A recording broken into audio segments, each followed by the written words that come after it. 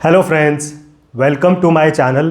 तो आज हम डिस्कशन करने वाले हैं अबाउट अ बिग मिस्टेक जो आजकल बहुत यंगस्टर्स कर रहे हैं। तो सिनेरियो ये है कि एक लड़का लड़की है, they are in a love relationship. ये दोनों शादी करना चाहते हैं। इन दोनों की एज इज़ लेट्स से 28। तो दोनों सही एज में मैरिज करना चाहते हैं। तो यहाँ पर तो सब कुछ गुड है, एवरीथिंग इज़ सॉर्टेड। बट यहाँ पर एक इशू ये है कि ये दोनों डिफरेंट कास्ट को बिलोंग करते हैं या फिर दोनों के रिलीजन अलग है। अब आइडियली तो ये दोनों अपने पेरेंट्स से बात करते, पेरेंट्स से डिस्कशन करते कि अच्छा पापा जी, ये लड़की है, I want to get married to हर।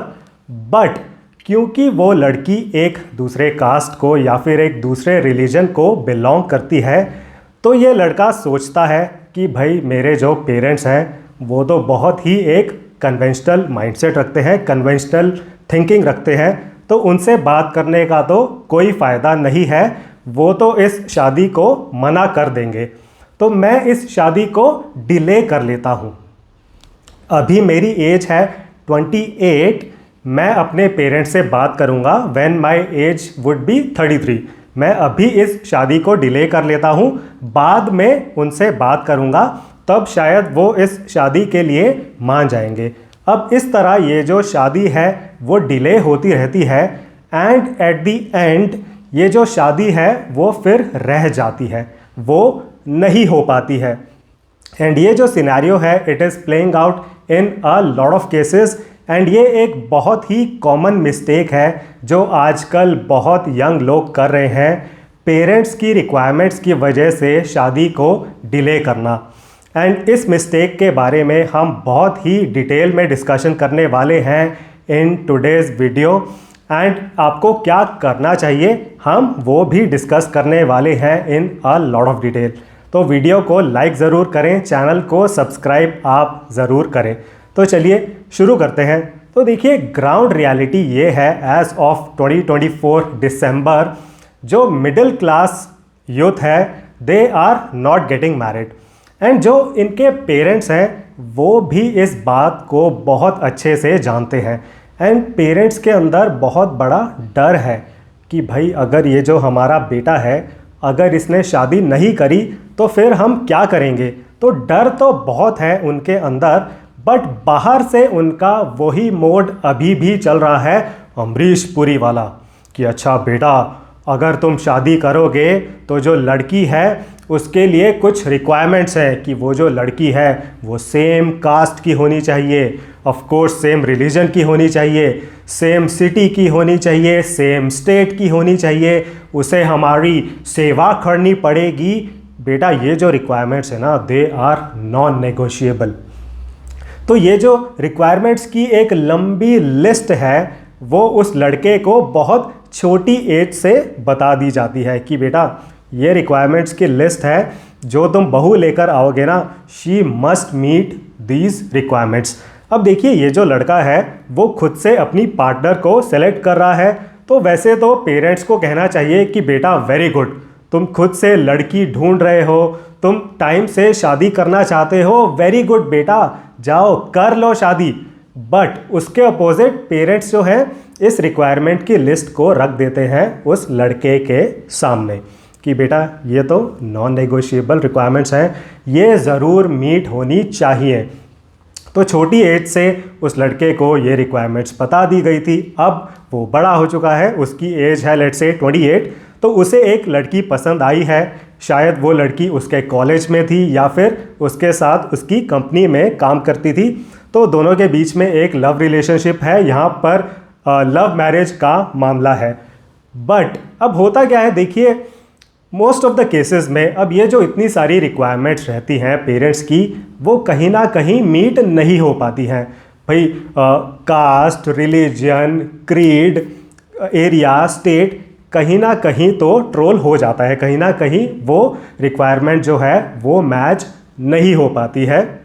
जो ये राहुल है अपना, उसने जो लड़की सेलेक्ट करी है जिसको वो प्यार करता है, जिससे शादी करना चाहता है, कहीं ना कहीं वो रिक्वायरमेंट्स मैच नहीं हो पाती हैं।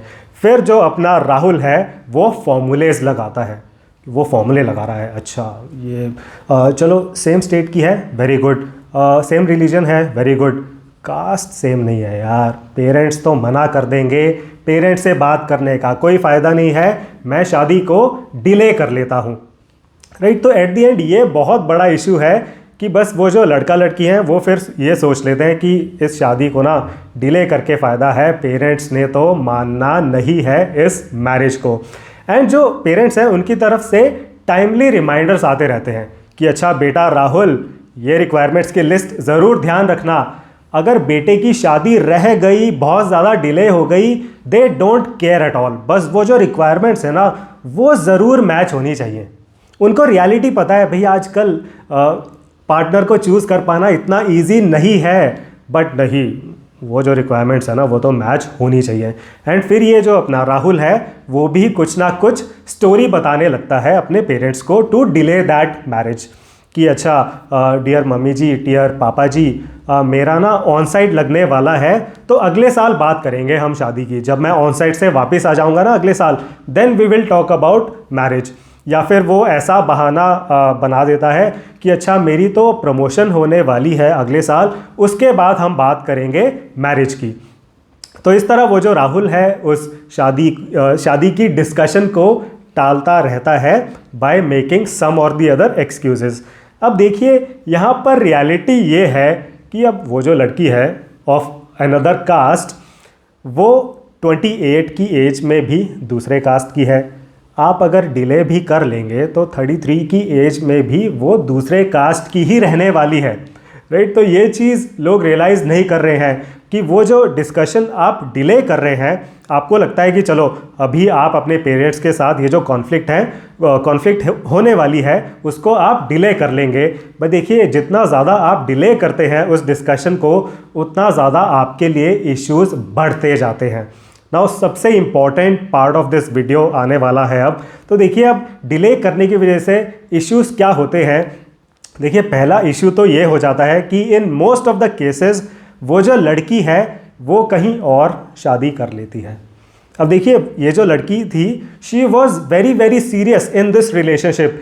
आई एम नॉट सेइंग कि she was doing time pass in this relationship, she was very committed and serious in this relation.